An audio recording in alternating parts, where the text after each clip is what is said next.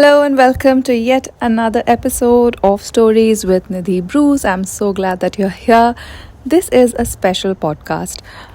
This is a special podcast because it is being recorded a day before Valentine's Day, and that's the day which has been dedicated to love and all things love.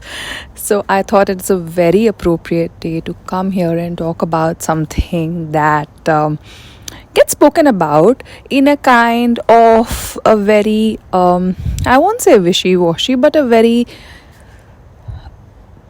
just a surface level way of looking at it, which is self-love, right? So all of us have questioned the concept of self-love at some point of time, and in various ways. So I'm not saying again that there is anything right or wrong, but just that I wonder if we should actually dig into the concept of self-love in the surface level way and see if there's something there to all the massages, the beauty parlor appointments, and just the surface level things that a lot of people look down on and say that, oh, that's not really self-love, right? So if you're getting confused by this, the topic for today's discussion is basically what exactly is self-love and why is it important, and why we should rethink about judging people who do things for self-love which look like they're very surface level things, or they're really not very deep things, right? Because we feel that self-love has to be something which comes from within, etc., etc. So okay, I'm getting ahead of myself. Let me start from the beginning. Self-love. So what comes to my mind when I think of self-love? I think for me, self-love basically means a very, very, very deep acceptance and unconditional love for oneself. And I say this with deep meaning because I think an unconditional acceptance and love for oneself is something that we all struggle with. Especially the acceptance bit, right? Because I think we all have so many ideas in our mind, or so many beliefs which make us feel that there's this thing that I need to still work on, and this thing that I still need to improve. So unconditional acceptance and unconditional love for me is the basis of self-love. Having said that, when it comes to doing things for ourselves, to express our self-love for ourselves, we really fall short. So I did a little bit of thinking about it, right? So when people say, or people ask you, do you love yourself? Most of us will say, yes, I love myself. Most of us are evolved enough to know that, yes, we love ourselves, and despite all our flaws and our so-called improvement areas, we still are lovable people, and so we should love ourselves. So we've all come to the conclusion. But in our day-to-day lives, do we actually show that love to ourselves? Right? So do we actually express that love to ourselves? You may have heard of this book called The 5 Love Languages. I forget the name of the author. It's Gary Chapman, I think. So he talks about the ways in which people express love to each other, right? So there is some people's love language is giving gifts. Some people's love language is acts of service. Some people's love language is those are 2 love languages. I have clearly not written them down. But you understand what I'm meaning, right? There are various ways in we show love to each other as human beings. But how do we show love to ourselves? So for me, when I took the quiz for the 5 Love Languages book, and there is a quiz, you can look it up online, I realized that my self-love, or rather my love language, was giving gifts, or gifts was my love language. And I was like, whoa, Do I give gifts to myself? If I have to show love to myself and my love language is giving gifts, am I giving gifts to myself? And I realized something very shocking. I realized that when I do buy something for myself, or if I do gift myself, or if I do treat myself, I actually feel very guilty. I actually feel very bad. Right? So, my act of self love is laced with guilt. Now, this may or may not be true for you. Your love language might be completely different, and your way of expressing love to yourself also, therefore, will be something very different.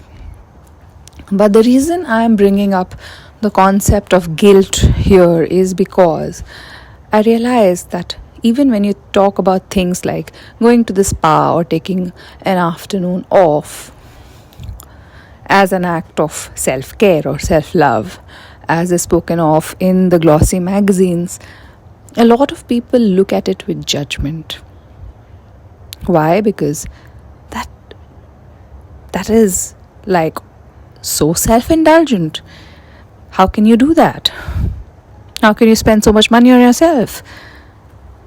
Why are you wasting so much time on these things? Right?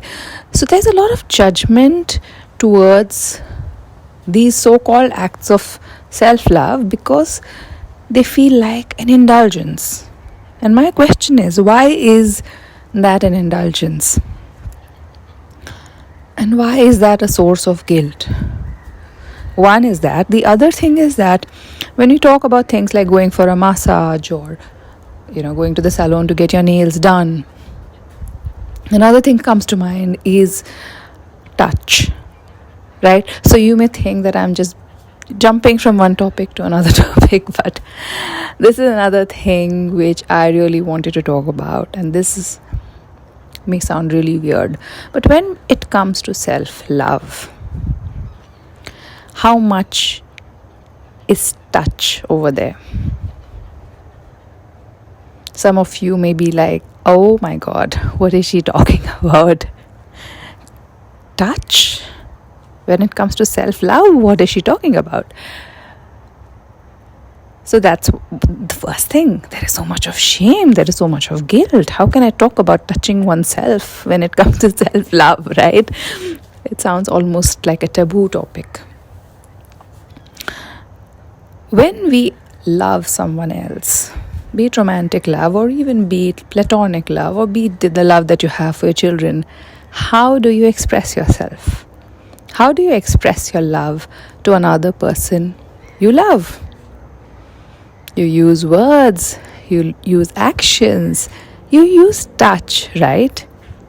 So in this entire gamut of things that we do for self-love and self-care, do we use touch? And how much of touch do we allow ourselves to experience from ourselves? And please don't misunderstand me when I say touching yourself. It could mean just putting a hand on your face. It could mean just putting a hand on your belly or on your feet. Just holding yourself. Just allowing yourself to touch your body. Right? There is so much shame and fear and guilt and weirdness associated with just saying, hug yourself, touch yourself. Why? In fact, recently I did a meditation which was about self-love, and a part of the meditation did ask people to put their hands over areas of their body where they wanted to send love. And there were some people who came back to me and said, oh, that felt a bit weird. And I was like, why? It's just your hands on your body, sending love to your body, and why is that weird? That is a big barrier, right? We still find it so weird.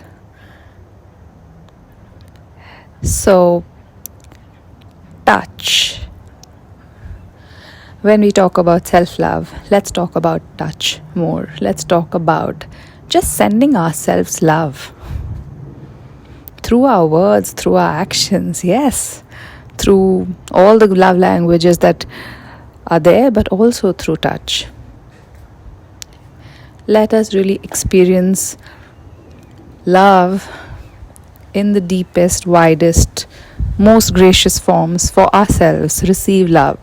Open ourselves to receiving love and not wait for it to appear from somewhere in the sky, right? So, that was my topic for today. I really wanted to talk a little bit about self-love and explore the topic as much as I could.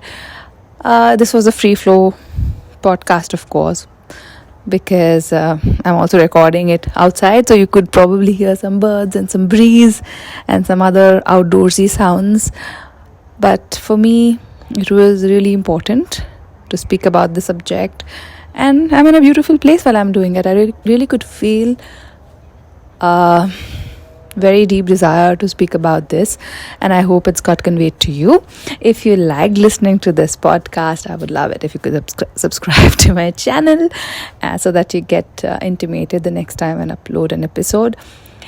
Take care, have a lovely Valentine's Day, and make sure you show some love to yourself. I'll see you in the next episode. Take care. God bless. Bye-bye.